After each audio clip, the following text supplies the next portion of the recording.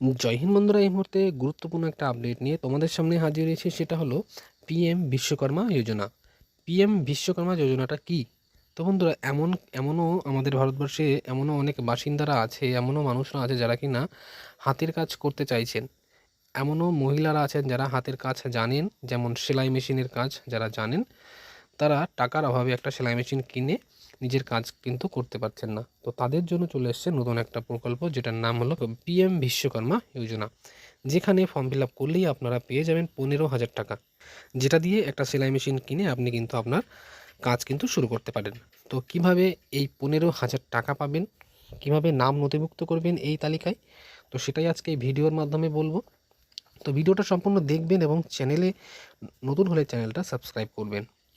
বন্ধুরা, বিনামূল্যে সেলাই মেশিন দিচ্ছে কেন্দ্র সরকার। এই খবরটি বর্তমানে সোশ্যাল মিডিয়ায় ভাইরাল হয়ে রয়েছে, যা কিনা স্বনির্ভর হতে চাওয়া মহিলাদের মধ্যে উৎসাহের সৃষ্টি হয়েছে। খবরটি পুরোপুরি সত্যি না হলেও আংশিকভাবে হলেও কেন্দ্র সরকারের পক্ষ থেকে সরাসরি সেলাই মেশিন না দিলেও সেলাই মেশিন কেনার জন্য 15,000 টাকা দিচ্ছে কিন্তু কেন্দ্র সরকার। পিএম বিশ্বকর্মা যোজনা প্রকল্পটার নাম হলো পিএম বিশ্বকর্মা যোজনা। এখানে নাম নথিভুক্ত করলেই আপনি কিন্তু এককালীন প্রায় 20,000 টাকা অবধি কিন্তু লোন কিন্তু দিচ্ছে সরকার। তো কিভাবে এই টাকাটা পাবেন সেটাই আপনাদেরকে বলবো।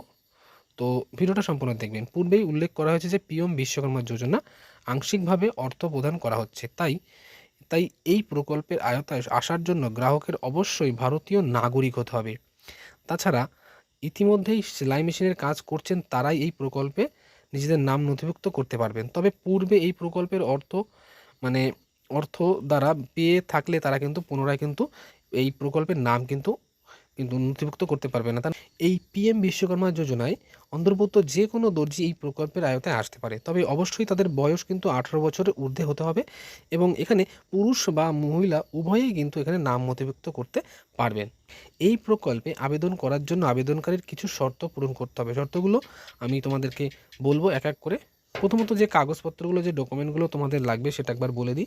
আবেদনকারীর আধার কার্ড থাকতে হবে, আবেদনকারীর পাসপোর্ট সাইজের ফটোর প্রয়োজন হবে, রেসিডেন্সিয়াল সার্টিফিকেট লাগবে, কাস্ট সার্টিফিকেট লাগবে এবং একটি সক্রিয় ফোন নাম্বার লাগবে। আবেদনকারী অবশ্যই একটা ব্যাঙ্ক অ্যাকাউন্ট থাকতে হবে। তার মানে এই কাগজপত্রগুলো কিন্তু তোমাদেরকে কিন্তু যখন আপনি অনলাইনে অ্যাপ্লাই করবেন তখন কিন্তু এই কাগজপত্র কিন্তু দেওয়া লাগবে, ঠিক আছে। উপযুক্ত নথিগুলো মানে যে কাগজগুলো আপনাদেরকে বললাম সেগুলো কিন্তু আবেদনকারী যে সংস্থায় অফিসিয়ালি যে ওয়েবসাইট সেখানে গিয়ে অনলাইনে নিজের নাম নথিভুক্ত করতে হবে এবং আবেদন কাজ সম্পূর্ণ হলেই আপনাদের আবেদনকারীকে একটি স্লিপ বা রসিদ দেওয়া হবে এবং যে স্লিপটা তোমাদেরকে দেওয়া হবে সেটা কিন্তু সযত্নকারে রাখতে হবে।